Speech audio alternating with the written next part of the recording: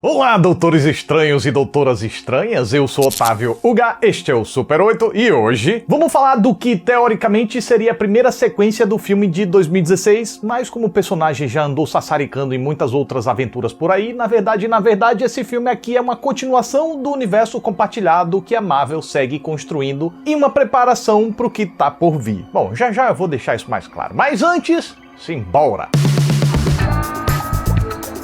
Se o doutor é estranho, não é melhor procurar outro médico? Se não gosta de dar nota a um filme, mas doutor estranho? De médico e louco esse filme tem um pouco? Tudo isso e muito mais agora! O médico feiticeiro da Marvel encontra uma moissola sendo perseguida por um monstrão feio sobrenatural. Como ela tem o poder de viajar entre universos paralelos, tem alguém sedento para drenar sua energia. Então, depois que o mago tenta conseguir ajuda, tudo descamba num disparate só, fazendo ele precisar passear por múltiplas realidades para conseguir salvar a guria.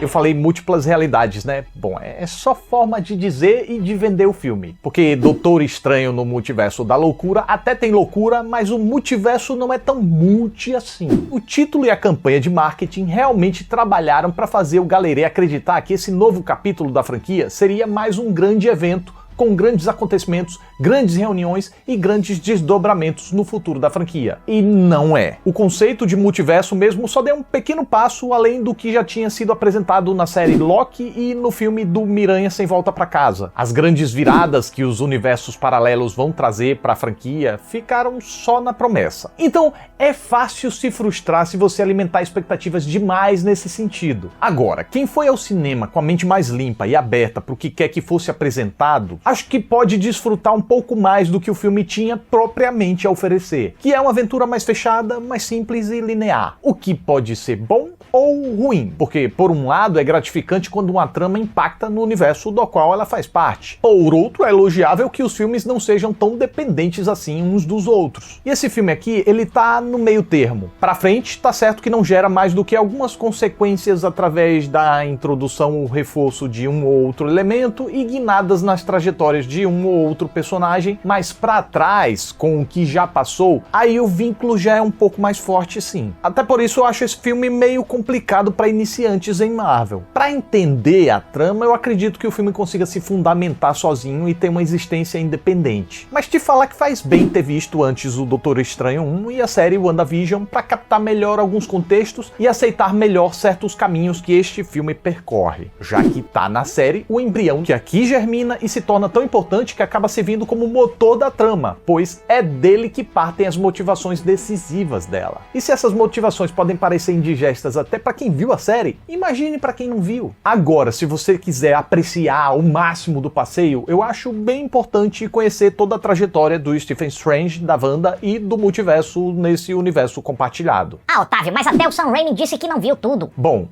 ele não escreveu o roteiro, então ele não tem essa obrigação. 2, ele tá trabalhando e vai ganhar dinheiro. A gente, como público, vai gastar dinheiro e quer se divertir. E 3, ele não conhecer tão bem esse universo explica muita coisa sobre como esse filme é espetacular audiovisualmente, mas meio frouxo emocionalmente. Eu vejo muita gente elogiando a direção do Sam Raimi e esculachando o roteiro. Tá, não acho que o roteiro seja bento, mas a direção também tem culpa nesse cartório, viu? Como? Em que nível? Eu explico. Muita gente também tá revoltada com o Doutor Estranho no Multiverso da Loucura porque não atendeu às expectativas de fãs. Queriam mais disso, mais daquilo, ou porque um personagem querido não teve um rumo que agradou. Fulano não faria isso? Aquilo jamais aconteceria com Cicrana nos quadrinhos? E beleza, se esses critérios são importantes pra você definir se você gosta ou não de um filme, quem sou eu pra dizer que você tá errado? Agora, pro bem da minha experiência e pro meu propósito de analisar com mais isenção, eu procuro não nutrir esse tipo de paixão irrestrita pelos personagens e apego às origens. Pelo menos não de um jeito que me deixem com o pé atrás em relação a surpresas e subversões. Por isso, quando o Doutor Estranho 2 pega alguns personagens queridos e quebra certos paradigmas para dar início e mover essa nova trama, além de eu achar algo muito promissor, ainda reflete uma decisão corajosa dos realizadores que optaram por fugir da comodidade do mais do mesmo. Esse filme aqui tira realmente alguns personagens dos seus status quo. Então diga o que quiser, mas a dinâmica de bem versus mal empregada aqui é acertadamente muito nebulosa e diferente. Além de que as motivações que movem a problemática são um revigorante desvio daquela mesmice de busca por fortuna, poder, dominação global. E o que brota disso ainda leva o espectador a circunstâncias tão alucinantes quanto inovadoras dentro desse cânone. Porém, infelizmente, nem tudo são flores. Enquanto o roteiro é hábil em sedimentar a premissa por meio de motivações, aventuras e percalços criativos e engajantes, por outro lado, o mesmo roteiro não consegue evitar umas boas escorregadas na manteiga, como ao adotar diálogos que dão uma artificialidade frequente aos embates verbais. Até eu, que captei a mensagem que move o filme, comecei a duvidar da solidez dessa mensagem. Em alguns momentos ela me pareceu forçada, e eu consigo reconhecer que ela não é, tá bem justificada ali dentro, mas os diálogos fazem parecer. Talvez, calados, certos personagens ficassem até mais convincentes, mas quando abrem o bico...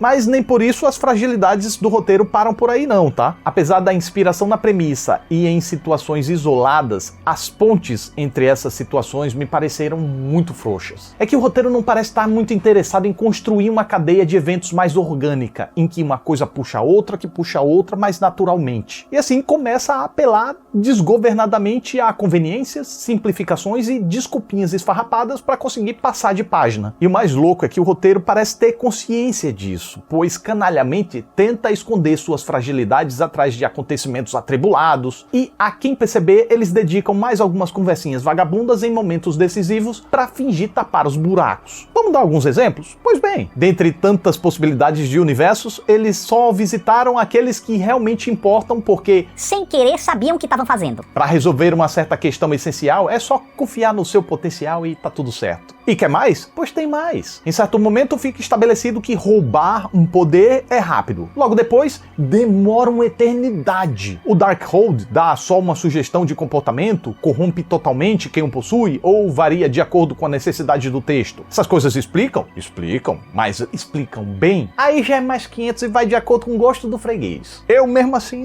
não consigo engolir muito bem não. E tá cheio. Cada passagem do filme é preenchida dessa forma. E se o roteiro escorrega nessas questões, que não são tecnicalidades tolas, mas fazem parte da estrutura principal do enredo, caberia à direção segurar para não deixar o filme cair, prezando pela coerência narrativa do todo. Mas parece que a cada virada vem uma nova forçadinha dessa que a direção de Sam Raimi deixou passar. Talvez, e ressalto, talvez tenha sido assim por ele não estar tão familiarizado com esse universo. Talvez tenha sido por ele ter se interessado mais pela forma do que pelo conteúdo. Ou talvez seja os dois casos. Agora, se a gente olhar para o filme por esse viés de forma e estilo, bom, aí nesse caso realmente eu não tenho do que me queixar. Pois, de fato, Sam Raimi construiu um espetáculo fabuloso usando muito bem suas artimanhas de mestre do terrir. Muito se falou que Doutor Estranho no Multiverso da Loucura seria o primeiro filme de terror do MCU, né? Não é bem assim, mas tem sim toques de horror com um bom humor junto. O tal terrir que a gente chama. Inicialmente os personagens não parecem levar muito a sério os perigos e sempre soltam algumas tiradinhas sapecoides. Enquanto a direção também acha espaço para inserir suas tiradinhas narrativas. Depois que o bagulho começa a apertar, aí a frequência das piadocas já diminui drasticamente e algo análogo ao terror surge de vez em quando, conseguindo tirar uns sustinhos aqui, uns arrepios ali. Recursos do gênero que o diretor domina muito bem, como a gente sabe pelo histórico dele, e aqui ele aproveita como pode a fotografia com movimentos de câmera insinuantes, cores soturnas e muito uso de penumbras, a montagem com muito dinamismo e pontuais pausas de tensão, a trilha sonora com passagens tão fantásticas quanto horripilantes, maquiagem e efeitos visuais e sonoros para compor seres grotescos, perebas e decepamentos de um jeito que a gente não está habituado a ver nos filmes da Marvel, além de um toque especial da própria direção para abrilhantar certos acontecimentos mais sórdidos. Mas claro, tudo dentro da classificação indicativa para maiores de 13 anos no Estado Unido. O que dessa vez eu não creio que tenha prejudicado o filme não. Ele tem a exata violência gráfica que precisava. Nem mais, nem menos. E como uma fantasia, a visão de Sam Raimi é tão brilhante quanto. Desde as transições entre mundos aos momentos mais relevantes, Doutor Estranho 2 está constantemente envolvido numa embalagem sempre muito curiosa e rica. É aquilo que eu falei, as ligações da teia de eventos podem até ser problemáticas, mas os eventos, isoladamente, são geralmente formidáveis, com viajadas criativíssimas, efeitos visuais e sonoros que enfiam a gente em situações pra lá de inesperadas.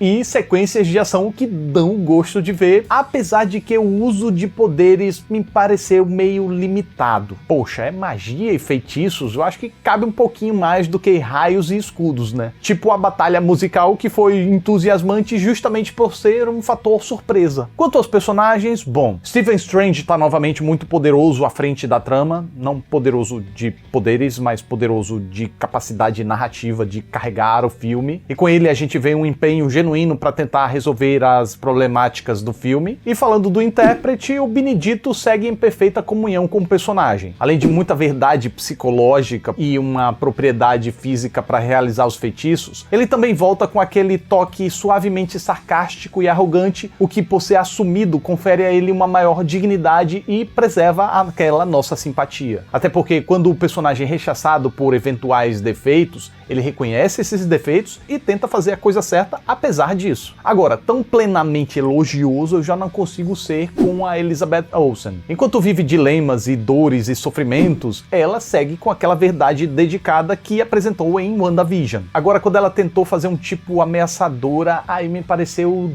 tão primeira camada, sabe? Entendo que ela tenha tentado ressaltar a maldição pela qual o personagem estava passando, mas foi um uso tão mecânico de trejeitos faciais e vocais que me pareceu muito caricato e falso. Só não vou dizer que é incapacidade da atriz. Acho apenas que foi uma escolha infeliz, que a direção também deixou passar. Benedict Wong reaparece com certos pontos de interferência na trama, mas que no frigir dos ovos não faz muita diferença. Mas seu costumeiro sarcasmo sisudo faz valer a presença dele. Dá pra simpatizar e rir com o sujeito. Já a América Chaves é uma introdução interessante. E friso bem nessa palavra, introdução. Porque a moça é simpática, tem uma boa postura pra não encolher ao lado do elenco mais consagrado, mas a sua participação aqui é apenas como um instrumento da trama. O grande potencial que essa personagem tem deve ser usado mais pra frente. Até porque ela deve ser o meio para outros personagens de outros universos aparecerem assim, de forma mais consistente. E bem, já que estamos falando nisso, nesses personagens de outros universos, eu não estava acompanhando os trailers e os materiais promocionais, então eu estava completamente por fora, o que foi bom. Eu não caí em expectativas que muita gente caiu e eu não me frustrei com o que aconteceu aqui. Apenas desfrutei das boas surpresas que esse filme apresentou. Sim, boas. Eu adorei a forma como esses personagens apareceram.